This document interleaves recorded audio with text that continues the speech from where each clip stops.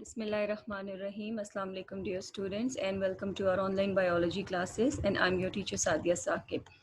हमारा आज का टॉपिक है about the population dynamics which is the continuation of the chapter number 25 man and his environment from second year biology course. अपने पिछले topics में हम इकोसिस्टम और various biogeochemical cycles, water cycle, nitrogen cycle और energy relationships, energy flow in the ecosystem, ecological pyramids, इन सब चीज़ों के बारे में हम डिस्कस कर चुके हैं। तो अब बेसिकली हम पॉपुलेशन के बारे में डिस्कस करेंगे। व्हाट इज़ पॉपुलेशन डायनामिक्स और how populations of human and animals increase और डिक्रीज इन द इकोसिस्टम। सो अपना आज का टॉपिक स्टार्ट करते हैं। Population dynamics. Population dynamics is concern with the studies of long term and short term changes in the population size and factors that regulate the population size, right? Population dynamics के अंदर हम क्या study करते हैं? हम different animals की population को consider कर सकते हैं, हम ह्यूमन पॉपुलेशन को कंसिडर कर सकते हैं और हम उन फैक्टर्स के बारे में रिसर्च करते हैं, उन फैक्टर्स को स्टडी करते हैं विच आर कॉजिंग इंक्रीज और decrease in the population of these organisms. Now what are those factors? वो कौन से फैक्टर्स हैं जो पॉपुलेशन के साइज को इफेक्ट कर सकते हैं? So these are the following factors. Inflow. Inflow का मतलब क्या है? Increase in the population, increase in the number of individuals of a particular population, that is called as inflow, like births and immigration, right? Birth के result में definitely population का size increase होगा, number of individuals population में increase होते हैं। इसके अलावा immigration, immigration means inward movement, inward movement of the individuals into a population, right? हम दो लोकेलिटीज को कंसिडर कर लेते हैं। एक पर्टिकुलर पॉपुलेशन है, वो एक लोकेलिटी में एग्जिस्ट कर रही है, उसके इंडिविजुअल्स वहाँ रह रहे हैं। उसी पॉपुलेशन के कुछ इंडिविजुअल जो किसी दूसरी लोकेलिटी में रह रहे थे, if they move inside the first locality, right? वो एक लोकेलिटी से दूसरी लोकेलिटी में मूव करते हैं but they belong to the same population. तो जिस लोकेलिटी के अंदर वो मूव कर रहे हैं, they are increasing the population of that locality. So this inward movement of the individuals into a population, it is considered as immigration. Immigration के I से आप याद रखिएगा, I for inward movement, right? When individuals are coming in the population from outside, from any other locality, जब एक reason से दूसरे reason में मूव कर रहे हैं, माइग्रेट कर रहे हैं, तो इसको हम इमिग्रेशन का नाम देते हैं। But they belong to the same population, so that's why they will increase the size of the population. Then there is overflow, right? Inflow का मतलब तो है कि increase in number of the individual, but अगर ये increase बहुत ज्यादा हो जाता है, ठीक है, इंडिविजुअल्स का नंबर बहुत ज्यादा हो जाता है एक पॉपुलेशन के अंदर, एक गिवन लोकेलिटी में जहां पे ये पॉपुलेशन रह रही है, तो that is basically called as overflow. यानी इंडिविजुअल का नंबर इतना ज्यादा इंक्रीज हो गया है जितनी उस एरिया की, उस लोकेलिटी की कैपेसिटी नहीं है। So what should be the possible effects caused by the overflow of a population in a region? Lower recruitment in case of the human beings, definitely जो है लोअर रिक्रूटमेंट के chances होंगे, jobs नहीं मिलेंगी, काम नहीं मिलेगा इंडिविजुअल्स को, higher mortality, poor conditions, increased emigration and habitat degradation, right? तो ये सब जो है ये साइड इफेक्ट्स हो सकते हैं ओवरफ्लो के पॉपुलेशन इंक्रीज होने की वजह से। नाउ अब वो पॉपुलेशन बेशक ह्यूमन बींग्स की हो या दूसरे एनिमल्स की हो, definitely number of individual increase होगा, तो इंडिविजुअल्स में कंपटीशन बढ़ेगा, competition for space, competition for resources, right? और कंपटीशन फॉर मेट। तो उसके रिजल्ट में डेफिनेटली कुछ इतना अच्छा इफेक्ट सामने नहीं आएगा पॉपुलेशन के अंदर। Increased emigration will start, right? Emigration, now this emigration is starting with E. So remember students, E for emigration and E for exit, outward movement of the individuals from a population। यानी एक जगह पे over population हो गई है, population का overflow हो गया है और वहां पे कंडीशंस अब इतनी सूटेबल नहीं रही है सर्वाइवल के लिए, तो वहां से इंडिविजुअल्स माइग्रेट करना शुरू कर देंगे, बाहर जाना शुरू कर देंगे, उस रीजन को छोड़ के किसी दूसरी लोकेलिटी को ऑक्यूपाई करना शुरू कर देंगे, तो जिसके रिजल्ट में उस पॉपुलेशन का नंबर कम होना शुरू हो जाएगा। तो that is called as emigration. सो E for emigration and E for exit, that individuals are exiting the population now। and habitat degradation, definitely जहाँ पे ओवर पॉपुलेशन होगी, पॉपुलेशन का ओवरफ्लो होगा, तो वो हैबिटेट को भी डिग्रेड करेंगे, डिस्ट्रॉय करेंगे, उसके ऊपर नेगेटिव इफेक्ट्स कॉज करेंगे, रिसोर्सेज को बहुत ज्यादा ओवर यूज करेंगे। So all these are the negative impact of the overflow और over population in a population और given locality. Then another very important factor जो कि पॉपुलेशन के साइज को डिस्टर्ब कर सकता है, उसको चेंज कर सकता है, that is called as outflow. ठीक है, आउटफ्लो का मतलब क्या है? आउटफ्लो को भी हम इन द सेंस ले रहे हैं exiting of the individuals from a population, कि एक पॉपुलेशन में से individuals they are leaving the population, right. अब ये लेकिन थोड़ा सा स्पेसिफिक मैनर में हम यहाँ पे बात करते हैं, like culling, to pick and destroy the individuals, for example seal, deer or any other animal we can consider, for example farm animals, right? So selective picking of the animals, right, for in case of farm animals for slaughter purpose, slaughtering के लिए animals को pick किया जाता है, और या फिर उनमें कुछ डिजायर्ड कैरेक्टर्स या कुछ अनडिजायर्ड कैरेक्टर्स हैं, उसकी बेसिस पे उनको चूज कर लिया जाता है और पॉपुलेशन में से निकाल लिया जाता है। अगर डिजायर्ड कैरेक्टर्स हैं तो उनको निकाल के अलग कर लिया जाता है फॉर एक्सपेरिमेंटल पर्पस, और अगर अनडिजायर्ड कैरेक्टर्स हैं उस एनिमल के अंदर, तो हम नहीं चाहते कि फर्दर इसकी पॉपुलेशन इंक्रीज हो, तो उसको निकाल के जो है मतलब उसको सेपरेट कर दिया जाता है पॉपुलेशन से। तो all these factors, these causes the outflow or reduction in the size of a given population. उसके अलावा predation, in case of forest, forest wild life में प्रीडेशन बहुत इंपॉर्टेंट एक्टिविटी है, जिसके रिजल्ट में पॉपुलेशंस का नंबर चेंज हो जाता है, इंडिविजुअल का नंबर रिड्यूस हो सकता है। Like carnivores, they eat the herbivores, तो कार्निवोर्स की वजह से हर्बीवोर्स का नंबर रिड्यूस हो जाता है। Natural deaths are possible because of the diseases, then accidents में हैपन, और उसके अलावा emigration, like individuals of a population they can move from one region to another region for the better environmental resources. So all these things, they cause the outflow, right? So these are the basic factors: inflow, overflow and outflow, which change the size of a population in a region, in a locality. तो इन factors की वजह से population का size change हो सकता है. In other words, the way that the numbers and structure of an animal population vary over time, and the factors which cause variations are described by the population dynamics, right? So जो हमारा topic है, that is the population dynamics, इसके under हम इन सब चीजों को study करते हैं. We study about the population sizes, their variation and the factors which cause the variation in the size of the population. Characteristics of a population, right? Now सबसे पहले हम ये देख लेते हैं कि what is a population and what are the basic characteristics of a population. Population can be defined as a group of a single species living in the same place, right? Group of the organisms of same type, same species, they are living at same place, they are sharing the same locality. Members of a population rely on the same resources and are influenced by the same environmental factors and can interbreed among themselves to produce the offsprings of their own type, right? Population को हम define कर रहे हैं as a group of organisms or individuals of same species जो एक ही जगह पे एक ही locality में रह रहे हैं, एक ही locality को share कर रहे हैं, and they are depending upon the same environmental resources, क्योंकि एक जैसे हैं तो इनके requirement भी same है, और उसके अलावा they are influenced by the same environmental factors and they can interbreed, they can reproduce, और reproduction के result में ये अपने जैसे new offsprings produce कर सकते हैं. So this is the definition of a population. The characteristics of a population are as follow. हम कौन से बेसिक कैरेक्टरिस्टिक्स के अंदर पॉपुलेशन को स्टडी करते हैं? Growth of the population, density of the population, distribution of the population and carrying capacity of a population. अब one by one इन कैरेक्टरिस्टिक्स को हम डिटेल से डिस्कस कर लेते हैं. First of all growth, how we can define the growth. Increase in the number of individuals of a population is called as population growth, right? एक region में, एक लोकेलिटी में जहाँ पे पॉपुलेशन का नंबर इंक्रीज हो रहा है, नंबर ऑफ इंडिविजुअल्स इंक्रीज हो रहे हैं, तो that is called as growth of the population, or simply we can say population growth. Now it may be as a result of the birth or it may be result of the immigration. दोनों factors की वजह से population growth increase होती है.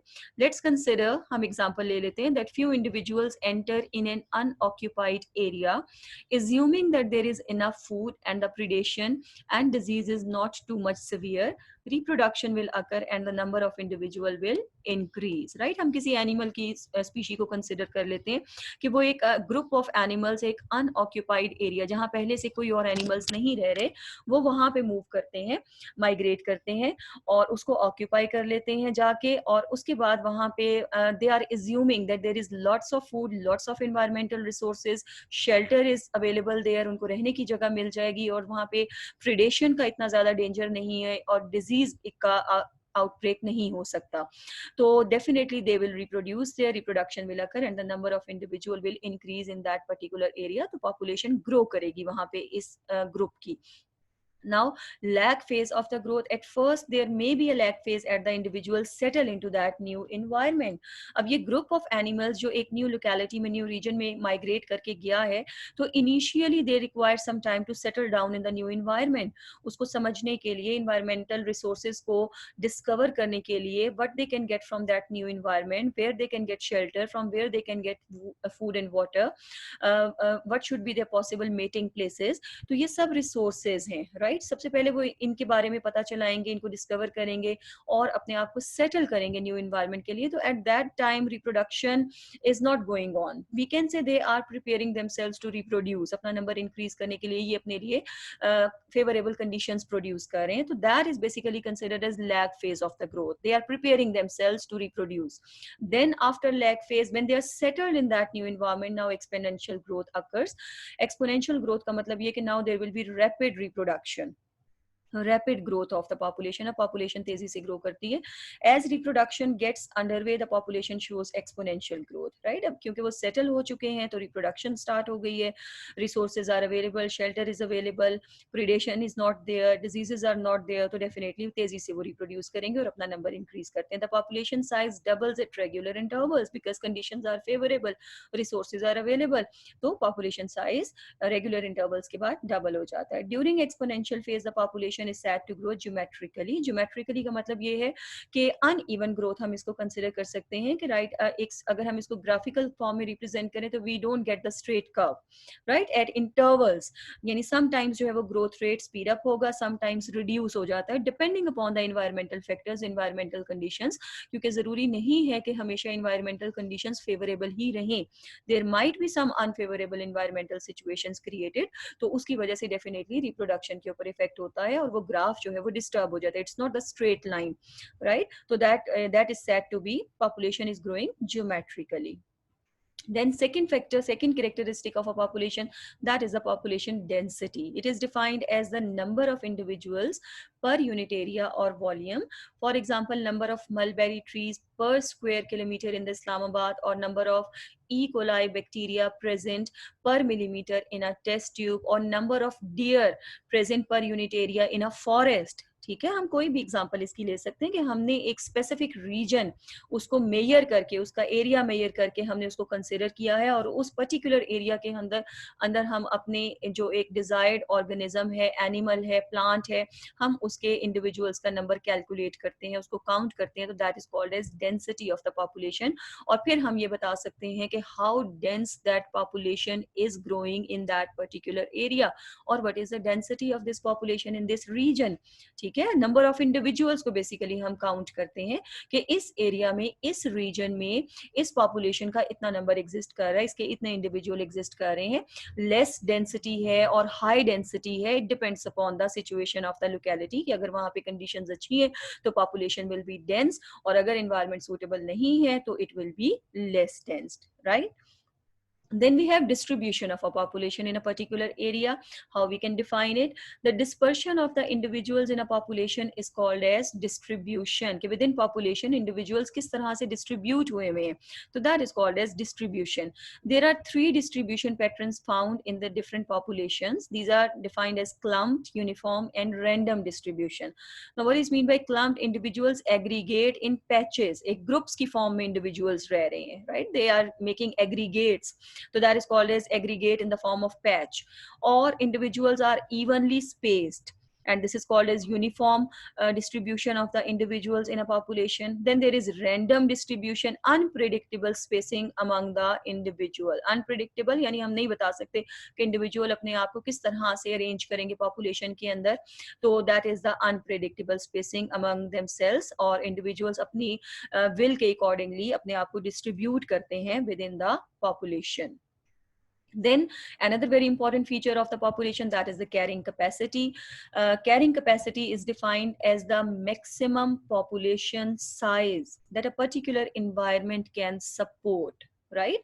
Carrying capacity को हम define कर सकते हैं कि पॉपुलेशन का एक मैक्सिमम साइज है जो एक पर्टिकुलर इन्वायरमेंट में सर्वाइव कर सकते हैं, या इन्वायरमेंट उसको सपोर्ट कर सकता है, उसको हैंडल कर सकता है।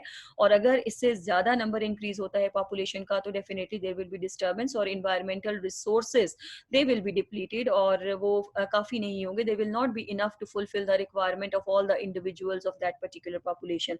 So this is called as carrying capacity of the environment for a particular population, because there is always a limit to the number of individuals that can occupy a habitat. ठीक है, एक limited number होता है, और वो limit जब cross होती है तो फिर प्रॉब्लम्स जनरेट होती हैं, क्योंकि एक पर्टिकुलर हैबिटेट है, वहाँ पे नेचुरल इन्वायरमेंटल रिसोर्सेज की एक डिस्ट्रीब्यूशन हुई हुई है, और नंबर ऑफ इंडिविजुअल्स के अकॉर्डिंगली जो है वो डिस्ट्रीब्यूशन होती है कि किस तरह से इंडिविजुअल्स जो है वो उन रिसोर्सेज को कंज्यूम कर सकते हैं. और अगर नंबर ऑफ इंडिविजुअल्स वहाँ पे ज्यादा हो गया और रिसोर्सेज कम हो गए हैं, तो definitely there will be develop the competition between the individuals, और उस कंपटीशन के रिजल्ट में कोई पॉजिटिव इफेक्ट्स हमारे सामने नहीं आते. Definitely there will be some negative effects.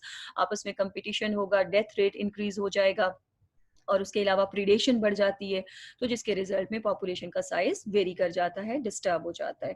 Carrying capacity is not fixed but varies over space and time और limiting resources. Carrying capacity fix नहीं होती है. हम ये नहीं कह सकते कि इस पर्टिकुलर रीजन की कैरिंग कैपेसिटी फिक्स है. It can change with the passage of time according to the environmental resources. Sometimes resources कम हो जाते हैं, रिड्यूस हो जाते हैं, but sometimes with the passage of time ये दोबारा से रीजेनरेट हो जाते हैं. तो it depends upon the availability of the environmental resources, right? So carrying capacity with the passage of time to time, it can change, right? It's not the fix all the times. The Department of Population Welfare is providing family planning and reproductive health services through various programs. Now, in case of the human population, we are talking Department of the Population Welfare. ये human beings के लिए जो है इनकी population की well being के लिए काम कर रहे हैं, और ये बहुत सारे ऐसे programs लेकर आए हैं जो human population के लिए useful हो सकते हैं और उनके लिए positive effects create कर सकते हैं. Like family welfare centers are created at various places in the world. Different countries में family welfare centers ऑपरेट हो चुके हैं जो ह्यूमन पॉपुलेशन की वेलफेयर के लिए काम कर रहे हैं. Then there are mobile service units, right. एक तो सेंटर्स क्रिएट हुए हुए हैं, और उसके अलावा मोबाइल सर्विसेज आर देयर, यानी they move from one locality to the other locality to help out the human population. उनके प्रॉब्लम्स को ये स्टडी करते हैं और उसके बाद उनको सॉल्व करने की कोशिश करते हैं. तो these are the mobile services. Then reproductive health services, they are also provided to the human population in various countries.